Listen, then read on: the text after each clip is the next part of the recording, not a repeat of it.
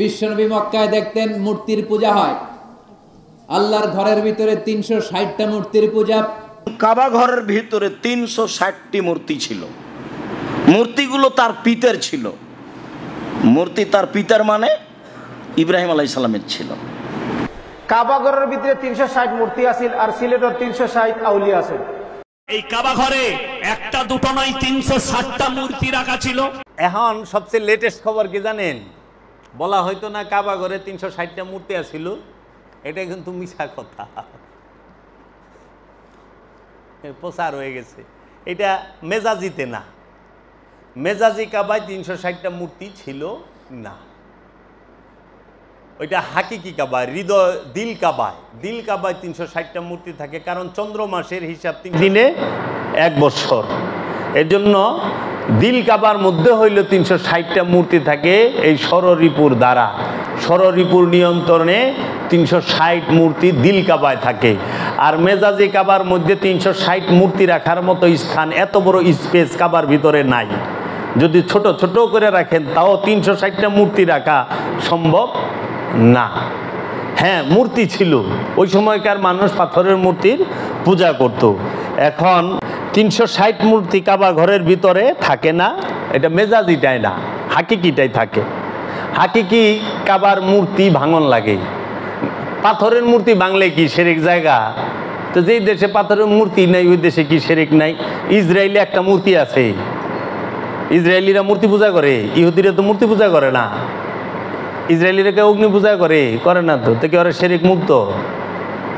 এই পাথরের কোনোদিন মূর্তি হয় না, এটা হলো ভাস্কর্য। মূর্তি হয় হলো লোভ, লোভকেই মূর্তি বলা হয়।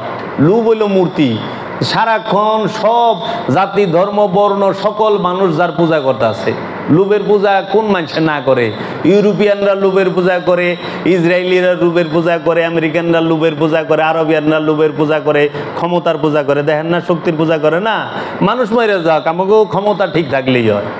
হ্যাঁ, এই যে কালকেও পাকিস্তানের প্রেসিডেন্ট হলো, हमारे साथ कोई वज़ीर आज़म को एक भी कोई भी आदमी कोई भी कंट्री नहीं है सिवाय वो जो কি ওইটার তুর্কি।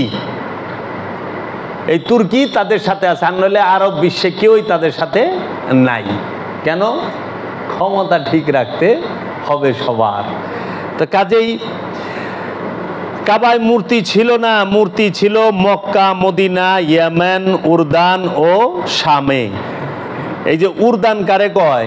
জর্ডান রে উরদান কয়, উর্দুন কয়। জর্ডানের আগের নাম উর্দুন আছিল।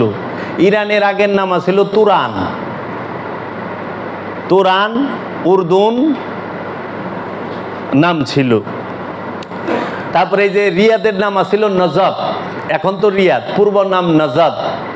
মক্কা মদিনার নাম ছিল হেজাজ, হেজাজে মক্কা, হেজাজে মদিনা।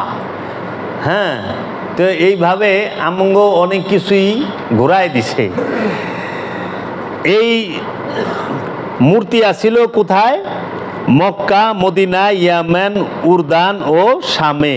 360টি মূর্তি ছিল, সেইগুলোকে ভাঙা হয়েছে। তাদের নাম আল্লাত, লাত না, আল্লাত। এই মূর্তি ছিল তায়েফে। বনু সাকিফ ও বনু মুয়াক্কিফ এর পূজা করত। বনু সাকিফ এবং বনু মুয়াক্কিফ এই 2 গোত্র এই আল্লাতের পূজা করত। তারপরে উজ্জাত, মূর্তির নাম উজ্জাত। ওই যে কয় না লাত, উজ্জা, মনাত, এরকম উজ্জাত।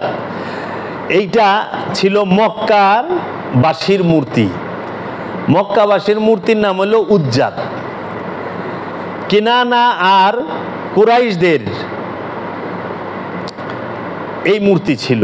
এই মূর্তিটি ভাঙেন খালিদ বিন ওয়ালিদ মক্কা বিজয়ের পরে, তিনি ভাঙেন। তারপরে মানাত, এটি মদিনাবাসীর মূর্তি ছিল। সাহেলে সমুদ্রের কাছে ফিক্সড ছিল। মক্কা ও মদিনার মধ্যস্থানে ছিল। ওয়াউসুল খাজরেজ এর পছন্দের মূর্তি ছিল। আবু সুফিয়ানকে পাঠিয়েছিল ভাঙার জন্য। আবু সুফিয়ান যাইয়া মদিনাবাসীর এই মূর্তি ভাঙছে। তারপরে হুব্বাল, পাথরের মূর্তি ঠিকই ভাঙছে, লোভের মূর্তিটা ভাঙা পারে নাই। হুব্বাল এটি ছিল কাবার ভেতরে, এটি মক্কাবাসীর পছন্দের মূর্তি ছিল। আকিক দিয়ে বানিয়েছে, আকিক পাথর, এটা দিয়ে বানাই না। কাবিলায় কালাব এবং এর পূজারী ছিল, কাবিলায় কালাব এর পূজারী ছিল। এর গলায় তলোয়ার, হাতে তলোয়ার এবং ঢাল ছিল। তিনি সূর্যের মাবুদ ছিল, অনেক বড় সূর্যের মাবুদ, মানে সূর্য দেবতা ছিল। খালিদ বিন ওয়ালিদ এটাকে ভাঙেন। আল খালাসা, কাবার মতো ঘরেরই এটিকে রাখা হতো, আল খালাসা। খাসাম, এখানে দুইটা গোত্র এটার পূজা করত, দোস আর খাসাম। বাজিলা এই মূর্তির পূজা করত। এই মূর্তি ভাঙেন জারির বিন আব্দুল্লাহ, এটিকে ভাঙেন। তারপরে আল ফুলস, এই মূর্তিটি ছিল, এটি কাবিলায় তায়ের মূর্তি ছিল। তারপরে আসাফ ও নাইলা, এই দুইটি মানুষ ছিল, পাথর বানিয়ে দেওয়া হয়েছে, জমজম কূপের সামনে ছিল, পরে তাদের সাফা মারওয়ার মধ্যে রাখা হয়।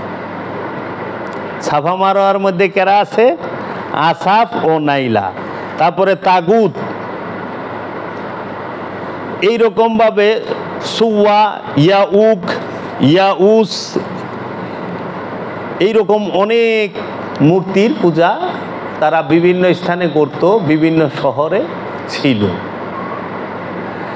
মূর্তি কি কোনোদিন কাউরে পূজা করায়? পাথর তো কেউ পূজা করে না, মূর্তি ঠিকই পূজা করায়। পাথরে কাউরে পূজা করায়? পাথর কইছে আয়া পূজা কর, চুমা দে না, তোমার ইচ্ছায় তুমি গেছো পাথরের চুমা দিবার। আর পাথরের চুমাইলেও যা, না চুমাইলেও যা। পাথর নিজেই চলতে পারে না, শুনে না, দেখে না, তারে মাথার উপরে কাউয়াবে পায়খানা করলেও সে পরিষ্কার করতে পারে না, তাড়াইতে পারে না। ঝড় বৃষ্টিতে শরীরে শ্যাওলা পড়ে গেছে গা, তাও পরিষ্কার করা পারে না, আরেকজনের ডইলে ধোয়া দেওয়া লাগে। কিন্তু লোভ নামক যে মূর্তি, এর ক্ষমতা আছে না নাই? লোভে পড়লে একটা দেশ ধ্বংস করে না, একটা শহর ধ্বংস করে না, একটা জাতি ধ্বংস করে না। অন্যের সম্পদের লোভ ধরছে, অনেক আরেক দেশের থেকে আইব, মানবাধিকারের কথা কয়া কিংবা টেরোরিস্টের কথা কয়া লুইটা লয়ে যাব। এই তো লোভ হইল সবচেয়ে বড় মূর্তি যে পূজা করা। এর জন্য আমরা এই কাবা সম্পর্কে এবং হাজরে আসওয়াদ সম্পর্কে আমাদের জানাটা অত্যন্ত জরুরি ছিল, আমরা জানি। এখন অনেকে তো মনে করেন যে আমরা যারা সুফিবাদে বিশ্বাসী, এলমে তাসাউফে বিশ্বাসী, হয়তো ধর্ম সম্পর্কে আমাদের অতটা জ্ঞান গবেষণা নাই। তো কইলাম যে আপনাকে গাঠি বইরা আনলেও কাম হইব না। এই জন্যই যে যে এরা লাঠি লয়ে আহে রাতের বেলা, কিন্তু তারা বিদ্যালয়ে আসতে পারে না, যে বসি দলিল লয়ে বহি দেখি কার কতখানি জোর আছে। হ্যাঁ, কাবা সম্পর্কে কতটি আয়াত আছে কোরআনে, আজকে বইলা দিই, তোমরা যায় ঘরে দেখবা। আমার কামি তো ইটি কইয়া দেন, আগে যে পুঁজি করে ব্যবসা করবো হিটি কাম হইব না। আয়াত কয়, নাম্বার কয় না। আরবি পড়ে কিন্তু সূরার নামও কয় না, আয়াতের নাম্বারও কয় না। কেন? মানুষে বলেন, মানুষ একটু দেখুক, গবেষণা করুক, দেখো আমার কথাটা সত্য না মিথ্যা। জান্নাতের 8টা দরজা কাবাকে কেন্দ্র কইরা। জান্নাতের প্রথম দরজা হইল নিজাবে রহমতের নিচে, দ্বিতীয় দরজা হইল রুকনে ইয়ামানির কাছে, তৃতীয় দরজা হইল রুকনে আসওয়াদের কাছে, চতুর্থ দরজা হইল মাকামে ইব্রাহিমের সাথে, পঞ্চম জান্নাতের দরজাটি হইল জমজমের সাথে, ষষ্ঠ জান্নাতের দরজাটি হইল সাফার সাথে, সপ্তম জান্নাতের দরজাটি হইল মারওয়ার সাথে, অষ্টম জান্নাতের দরজাটি হইল কাবার নিজের দরজা। এই 8 স্থানে দাঁড়ানোর মানেই হচ্ছে জান্নাতের মধ্যে আছেন। এখন এই দেহ কাবার মধ্যেও 8টা দরজা আছে। এর জন্য কাবা 2 প্রকার, একটা হাকিকি, একটা মেজাজি, একটা রূপক, একটা আসল। এই জাহের আর বাতেনের সমন্বয়েই ইসলাম। শয়তানেরও 2টা রূপ, একটা মেজাজি শয়তান, সৌদি আরবের মিনায় খাড়ায় রয়েছে 3টা খাম্বা, বড় শয়তান, মেজর শয়তান, ছোট শয়তান। এই যে আর 26-27 দিন পরে সব হাজি সাহেবরা ইটাইব, কিন্তু উনি ওইখান থেকে সরেই না, ভাগেই না। আর এক জায়গায় যে খাড়ায় রয়েছে এটা হলো রূপক। আর হাকিকি শয়তানটা কই থাকে? মেজাজি হাজির অন্তরে। যে হাজি পাথর ফেকটাছে হাত দিয়ে, হাতটা তৌহিদে বাস করে, কিন্তু ওই হাজির অন্তরটা তৌহিদে বাস করে না। ওই তৌহিদের থাকে না, ওই হাজির অন্তরে শয়তান থাকে। তাইলে হাকিকি শয়তান রে অন্তরে লইয়া মেজাজি শয়তান রে ইটাই অস্থির। কেউ তো জোশের ঠেলায় জুতো ভেঙা মারে, মার। হ্যাঁ, এইটা হলো একটা প্রতীকী। কেন যে দেখানো হয়েছে ইসলামের এত সৌন্দর্য, যে শয়তান যেখানে দাঁড়ায়া আল্লাহর নবী ইব্রাহিম আলাইহিসসালামকে এবং ইসমাইল আলাইহিসসালামকে তারা ধোঁকা দেবার চেষ্টা করেছিল, যদিও নবীদের ধোঁকা দেওয়া যায় না, ওই স্থানটাকে এমন ঘৃণা করে যে ওই স্থানকে পাথর মারে। তাইলে শয়তান যেখানে দাঁড়াইছে সেই স্থানই তো আমরা স্বীকার করি না, তো শয়তানকে আমরা স্বীকার করুম কই থেকে? তাই মুসলমানেরা কোনো দিন শয়তানকে অন্তরে রাখে না। আর অন্তরে যে পর্যন্ত শয়তান আছে সেই পর্যন্ত সে মুসলমান হইতেও পারে না। অন্তরে শয়তান থাকলে সেজদা হয় না, আর সেজদা কইরা ভালাইলে শয়তান থাকে না। এই হইল আমাদের যে ইয়ের ভিতরে। আপনারা কোরআনুল কারিমে যদি কাবা সম্পর্কে জানতে চান, সূরা মায়েদার 97 নম্বর আয়াত পড়বেন, পড়ে দেখবেন। তারপরে সূরা বাকারার 125 নম্বর আয়াত পড়বেন, সূরা আল ইমরানের 97 নম্বর আয়াত পড়বেন, সূরা হজের 29 নম্বর আয়াত পড়বেন, সূরা আল ইমরানের 96 নম্বর আয়াত পড়বেন, সূরা বাকারার 144 নম্বর আয়াত পড়বেন, এবং সূরা ইব্রাহিমের 37 নম্বর আয়াত পড়বেন। হ্যাঁ, এই বাক্কা বলা হয়েছে, বাক্কা মক্কা, মক্কা আর বাক্কা। বাক্কা মানে যেখানে গরদান মাথা ঝুঁকা যায়, বাক্কা সেই জায়গা যেখানে কাবা, তাই মাথা যেইখানে নত করা হয় তাকেই বাক্কা বলে। বাক্কা মানে হচ্ছে রোনেওয়ালা জমিন তথা কান্নার জায়গা। কই কানবা পাইছ? বাক্কায় যায় কানবা। ইন্না আউয়ালাল বাইত হুদিয়াল লিন্নাস লাল্লাজি মিনাল বাক্কা। বাক্কার মধ্যে যায়া কানবা, কারণ বাক্কা মানেই হলো রোনেওয়ালা জমিন, কান্নার করার স্থান। আচ্ছা, তাহলে মক্কা কারে কয়? মক্কা অর্থ কি? যেইখানে পানি কম তাকেই বলে মক্কা।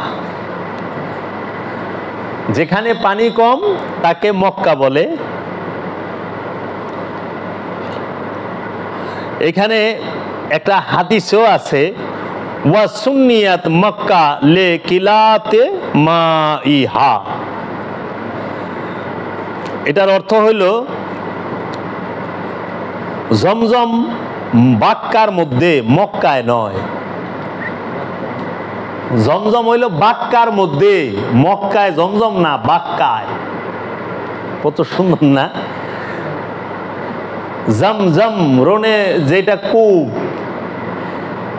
হ্যাঁ, এটারও তো রূপক এবং হাকিকি আছে না। হাকিকিটা এখানে কম না, কম যাইব না। হ্যাঁ, এই জমজম আছে, বুঝছেন? হারেম অর্থ কি?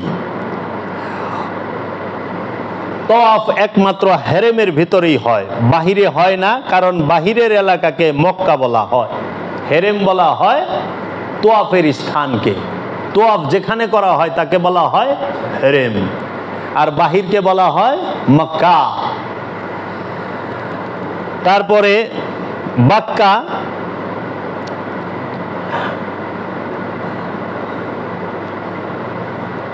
বাক্কা কানা কাবার জায়গার নাম, বাক্কা কাবার জায়গার নাম, আর মক্কা তার চতুর্পাশের এলাকার নাম। হারাম অর্থ ওয়াজিব, ওই মসজিদ যাহার তাজিম মুমিনদের উপর ওয়াজিব। মসজিদুল হেরেম, মসজিদ শব্দের অর্থ সেজদার স্থান, আর হেরেম শব্দের অর্থ ওয়াজিব। তাইলে তোমার যে মসজিদুল হেরেম, যেখানে যে স্থানটা সেজদার জন্য ওয়াজিব, সেটাকেই বলা হয় মসজিদুল হেরেম। এই জন্য বলা হয়েছে সুবহানাল্লাযী আসরা বিআবদিহি লাইলাম মিনাল মসজিদুল হেরেম ইলাল মসজিদুল আকসা। হ্যাঁ, এই যে কাবার বিভিন্ন নাম কোরআনে বলছে, কাবা, বাক্কা, মক্কা, হারামাল বাইত, হ্যাঁ মক্কা, হারাম, বাইতিকাল মুহাররম, কিবলাতান তারদা, আদ-দাব্বার। এটা কিন্তু কোরআনের আয়াত, এগুলো এই নামগুলো সব কোরআন থেকে লওয়া হয়েছে। আদ-দাব্বার, দাব্বার মানে কি? তারপর বাইতুল আতিক, আউয়ালুল বাইত। তো এইখানে যদি প্রত্যেকটা ইয়ের করা যায় অনুবাদ, অসাধারণ অভিভূত হবেন যে বাইতুল আতিক মানে কি, আদ-দাব্বার মানে কি, হেরেম মানে কি, সব। জি, তো কাজেই আবার সামনে পর্বেই করুন, একটু খায়া খেয়াল হই। হ্যাঁ, তো কাজেই আমরা জ্ঞান অর্জন করব, আমরা সত্য চাই, সাইনবোর্ড চাই না। হ্যাঁ, সব সময় মনে রাখবেন কাবাকে কেন্দ্র করে মসজিদ নির্মাণ করতে হয়। মসজিদ নির্মাণের কথা কোরআনে যেখানে আছে সেখানে বলা হচ্ছে তোমরা সালাত কায়েম করো, যাকাত আদায় করো এবং তোমরা মসজিদ নির্মাণ করো। মসজিদ সেই নির্মাণ করতে পারবে যার সালাত কায়েম হয়েছে এবং যাকাত আদায় হয়েছে। সেইটাই হৃদয়ে মসজিদের কথা বলছে। কাবাকে কেন্দ্র করে মসজিদ তৈরি হয়। কাবা আল্লাহর ঘর, আর মসজিদও আল্লাহর ঘর। মসজিদ হলো সেজদার স্থান, কাবা মধ্যে আল্লাহ জাত এবং সিফাত রূপেই থাকেন। এর জন্য কাবার কাবা হইল আল্লাহর নবী রসুলগণ, আর আমাদের জন্য কাবা হইল দুইটি। মহানবীর জন্য কাবা নাই, মহানবী নিজেই কাবা, কাবার কাবা। তো কাজেই আমরা এই কাবা সম্পর্কে আরও বিস্তারিত আমি ব্ল্যাকবোর্ড আইনে সুন্দর করে, যেন যারা সহজ সরল মানুষ হজে যায় তাদের জন্য একটু উপকার হয় এবং তারা যেন বুঝে যে সাফা শব্দের অর্থ কী। সাফা শব্দের অর্থ হইল শুদ্ধিকরণ, মারওয়া শব্দের অর্থ হইল নির্মলতা। হ্যাঁ, আরাফা শব্দের অর্থ হলো মিলন স্থল, মিলনের জায়গাকে বলা হয় আরাফাত। আর শুদ্ধ স্থানকে বলা হয় সাফা, নির্মল স্থানকে বলা হয় মারওয়া। তো এই সাফা, মারওয়া, আরাফাত এগুলোর তো হাকিকি মেজাজি দুইটা রূপই আছে। তো দুইটা রূপকেই তো মানতে হবে, একটা মানলে তো আপনি সত্যে যাইতে পারবেন না। এর জন্য আমরা কখনোই অনুষ্ঠানকে অস্বীকার করি নাই, আমরা সব সময় অনুষ্ঠানকে সম্মান করি, ইজ্জত করি, আনুষ্ঠানিকতাকে ইজ্জত করি। কিন্তু যাহারা শুধু অনুষ্ঠানকে মূল মনে করে তারা সত্য থেকে বিচ্যুত থাকবে, তাদের স্বভাবের পরিবর্তন আসবে না। এর জন্য অনুষ্ঠান এবং মূল দুইটাকেই মানতে হবে, জাহের এবং বাতেন দুইটাকেই আমরা ইজ্জত করি, সম্মান করি।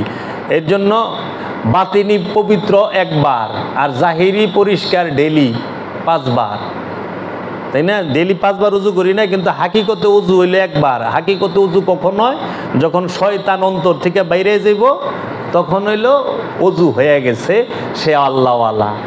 আর যখন নাকি আপনি এই হাত মুখ পানি দিয়ে ধুমু, এইটা হলো মেজাজি অজু। এই অজুতে শয়তান দূর হয় না। হ্যাঁ, পানি দিয়ে চোখ ধোয়ান যায়, নজর ধোয়ান যায় না। পানি দিয়ে মুখ ধোয়ান যায়, মুখ পরিষ্কার করা যায়, মুখের গন্ধ দূর করণ যায়, কিন্তু জবানের গন্ধ দূর করণ যায় না, জবান পবিত্র করণ যায় না। পানি দিয়া কান পরিষ্কার করণ যায়, কিন্তু শ্রবণ পবিত্র করা যায় না। এবং আপনি যদি এই নাক দিয়া শ্বাস প্রশ্বাস এবং ঘ্রাণ গন্ধ, এইটা পানি দিয়ে পরিষ্কার করা যায় না। পানি দিয়ে নাক পরিষ্কার করে, নাকের ময়লা পরিষ্কার করে, কিন্তু শ্বাস প্রশ্বাস পরিষ্কার করতে হইব জিকির দিয়া। এর জন্য কোন কলে তোর কলমাজারি, এই দমের ঘরে কলমাজারি, এই দমের ঘরের খবর লয়েও জীবনে মরবা না। দমে জো দম গাফেল সোদম কাফের। আল্লাহর ওলিরা বলছে, যেই নিঃশ্বাসটা তুমি গাফেল হইছ আল্লাহ থেকে, ওই নিঃশ্বাসটাই তুমি কুফুরিতে যাই গেলা। এর জন্য সব সময় 24 ঘন্টা চলে শ্বাস প্রশ্বাস। এই শ্বাস প্রশ্বাসের মধ্যে জিকির জারি করো, মুর্শিদের ধ্যান রাখো, এইটাই দায়মি সালাত। আর এইটা দেখানো যায় না, যে করে সে জানে, হ্যাঁ, আর তার মুর্শিদ জানে। এর জন্য চিল্লাইয়া জিকির কতক্ষণ করবা, এই জন্য শ্বাস প্রশ্বাসের ঘরে জিকির করো। এই আল্লাহর কামেল ওলির চেহারা ধ্যান করলেন, নজর পবিত্র হয়, শ্রবণ পবিত্র হয়, জবান পবিত্র হয়, দম পবিত্র হয়, অনুভূতি পবিত্র হয়, এই হাতের শক্তি পবিত্র হয়, পায়ের গতিবিধি পবিত্র হয়। এর জন্য আল্লাহর নবী সন্ত্রাসীরও মুমিন বানায় ছেড়ে দিছে, শুধু এই মুরাকাবার দায়মি সালাতের ঘরে। তাই মুরাকাবা দমের খেলা শিখাইয়াছে মুর্শিদ মাওলা। হ্যাঁ, মুরাকাবা দমের খেলা এই ঘরে। তোমাকে বারবার বলার পরে কেউ যদি জিজ্ঞাসা দায়মি সালাত কি, আরে তুমি ওয়াক্তিতেও যদি যাও কোনো সুবিধা নাই, তো করো, 5 ওয়াক্ত নামাজ পড়ো, কিন্তু তুমি নিরিখটা ঠিক রাখো। মসজিদের ভিতরে যখন দেহটা দাঁড়ায় থাকে, তোমার খেয়ালটাও যেন মসজিদের ভিতরে থাকে, তোমার সেজদার স্থানে যেন খেয়ালটা থাকে। আমাকে তো মসজিদের ভিতরে আমরা, কিংবা ধ্যানে দরবারে, ধ্যানের ঘরেও আমরা কবরে ঢুকছি, অনেক দেহ তো কবরে ঢুকায় রাখছি, মন তো কবরে রাখা পারতাছি না, মন খালি কবরতে বাইরে আয় করে। বিপদ হইল এহেনে। এখন আমাকেও ভুল বোঝায়, বাবা আমরা কোনো কিছু অস্বীকার করি নাই রে বাপ, মিছা কয়। দেখাইবার চেষ্টা করছে শুধু হাকিকি মেজাজি, এবং দুইটাকেই মাইনে। হ্যাঁ, আমি নিজে আলেমের ছেলে, 28 বছর আমার বাপে খতিবগিরি করছে, ইমামতি করছে, 6000-এর উপরে ছাত্র ছাত্রী। আমার বাপের হাতের লেখা দেখলে, আমার বাপের আলোচনা শুনলে মানুষ উঠে নাই, যারা নাচে, এত সুন্দর ওয়াজ করতো, আলোচনা করতো। তো কাজেই সেই লোক আর এত সুন্দরভাবে আরবি। তা আমি তো আলেমের ছেলে, ইমামের ছেলে, তা আমি কি 5 ওয়াক্ত নামাজ অস্বীকার করছি নাকি? আমি এখন 5 ওয়াক্ত নামাজ পড়ার স্থানে নাই, আমি দায়মি সালাত করি। আল্লাহ রসুল বইলা দিচ্ছে, আসসালাতু দাওয়ামি আফজালুম মিনাস সালাতিল ওয়াক্তি। নিঃসন্দেহে দায়মি সালাত ওয়াক্তি সালাত হইতে অনেক মর্যাদাবান। এর জন্য ওয়াক্তি সালাতের ইমাম হয় একজন আরবি জানা, একজন আলেম, হাফেজ, কারি এরা। আর দায়মি সালাতের ইমাম হয় কামেল মুর্শিদ, আল্লাহর রসুলগণ, গুরুগণ। তা আমরা যেন দায়মি সালাত করে আত্মশুদ্ধি লাভ করতে পারি, এটাই যেন আমাকে হয়। হ্যাঁ, আমরা এখন সেবা গ্রহণ করি। কষ্ট দিলাম তোমাকে সবাই রে, তোমরা মনে কিছু করো না, কিন্তু তোমরা যাই না রাখো, এই মাজার ভাঙা আর মাজারে হামলা করা এইটা নতুন কিছু না, অনেক আগে থেকেই। আর মাজার যে কোন জায়গায় আছে, মাজার অস্বীকার করা পারবেন না। তা আল্লাহর রসুল রাহমাতাল লিল আলামিনের মাজার মদিনায় মুনাওয়ারায় আছেন, এবং কাবাগরের মধ্যে হাতিমের ভিতরে হজরত ইসমাইল আলাইহিস সালাম এবং মা হাজেরার মাজার শরীফ আছেন, এবং মদিনা শরীফের ভিতরে রসুলের রওজার সাথেই হজরত আবু বকর সিদ্দিক, হজরত উমরের মাজার আছে, আছে না? তো মাজারও স্বীকার করবেন কেমনে? যদি মাজারও স্বীকার করা ফতুয়া দিবার শিরক বেদাত, রসুলের মাজার কি? আবার কয় মাজারের উপরে গম্বুজ ওঠান যাব না, তো সবুজ গম্বুজ তো আল্লাহ রসুলের রওজার উপরেই। কিও তো কাজেই সত্য জানার চেষ্টা করি। মাজার সর্বপ্রথম ভাঙ্গে হিন্দা মবিয়ার মায়, তারপরে মাজার ভাঙ্গে এজিদ, তারপরে মাজার ভাঙ্গে এই আব্দুল ওহাব নজদি 1925 সালের 21শে এপ্রিল বুধবার বুলডোজার দিয়া এক ছুটে জান্নাতুল মাওয়া এবং জান্নাতুল বাকিতে 70,000 মাজার ভাঙ্গে। তার মধ্যে 6,000 মাজার ছিল সাহাবী এবং আওলাদের রসুলের। এবং তোমরা জানলে অবাক হইবা, 400 মসজিদ ভাঙছে, 400 মসজিদ ভাঙছে এই আব্দুল হাব নজদিরা, এই সৌদ পরিবার 400 মসজিদ ভাঙছে। যায়া যদি জানবার আশা থাকে, পৃথিবীর বিখ্যাত সুন্নি আলেম সৈয়দ হাশমি মিয়া, তিনি ভারতে বইয়া সৌদির পোল খুলছে। এর লেগে সৌদি সরকার ভিসা দেয় না হজের, কারণ ভান্ডা ফোটাই দিছে সে, কার কার মাজার কবে কোন তারিখে কোন সময় কে ভাঙছে সব কইছে। হ্যাঁ, ওহাবি পরিচয় তুলে ধরছে। এর জন্য এই লেবাস দিয়ে কোনো দিন প্রেমিক ধরন যায় না, লেবাস প্রেমিককে আড়াল করে। 400 মসজিদ ভাঙছে, এতে কোনো কথা নাই। মসজিদে আলী ভাঙছে, মসজিদে হাসান হুসাইন ভাঙছে, মসজিদে ফাতেমা ভাঙছে। কাবাগরে 10টা গেট আছে, একটা গেটও রসুলের নামে, রসুলের বংশের কারো নামে নাই, বাদশাগো নামে আছে। তাই রসুলের নামে রাখলে শিরিক বিদআত, বাদশাগো নামে রাখলে জায়েজ, এটা কেমন কথা? আবার দেখেন, পৃথিবীতে একটা মাত্র দেশ যেটা ব্যক্তির নামে, সৌদি আরব। বাদশাহ সৌদের নামে হয়েছে সৌদি আরব, সৌদের নামে ব্রিটিশে করিয়া দিছে। মোহাম্মদী আরব হইলে করলে সেরেক কইতো, নওজুবিল্লাহ। সৌদি আরব কয়, তাতে সেরেক হয় না, বুঝছেন? কারে কি কইবেন? এই জন্য সৌদি আরব পুরাটাই, যারা এখন ক্ষমতায় আছে তারা সম্পূর্ণ ওহাবি, ওহাবি মতাদর্শে দীক্ষিত। তারা ইবনে তাইমিয়া এবং আব্দুল ওহাব নাজদি এবং ইবনে কাসির এবং সর্বপ্রথম যিনি ছিলেন আবু জেহেলেরও গুরু, তার নাম হলো শেখ নাজদি। এই শেখ নাজদি বুদ্ধি দিছিল আবু জেহেল গুরু গংদেরকে, আবুল আহাব গংদেরকে, যে মহানবীকে রাতের আধারে ঘরে হামলা করে মাইরা ফেলাও। 40 জন, 40টা গোত্রের থেকে, 40টা বংশের থেকে 40টা কাফের গেছিল আল্লাহ রসুলকে হত্যা করার জন্য। আল্লাহ রসুল হিজরত করে মদিনায় চলে গেলেন। শেখ নাজদি, এইটা যদি তোমরা জানতে চাও, তোমরা একটা কিতাব পড়বা, ওহাবি পরিচয়, মাওলানা রিদওয়ানুল হকের, থইলার বিড়াল বাইর করে দিছে।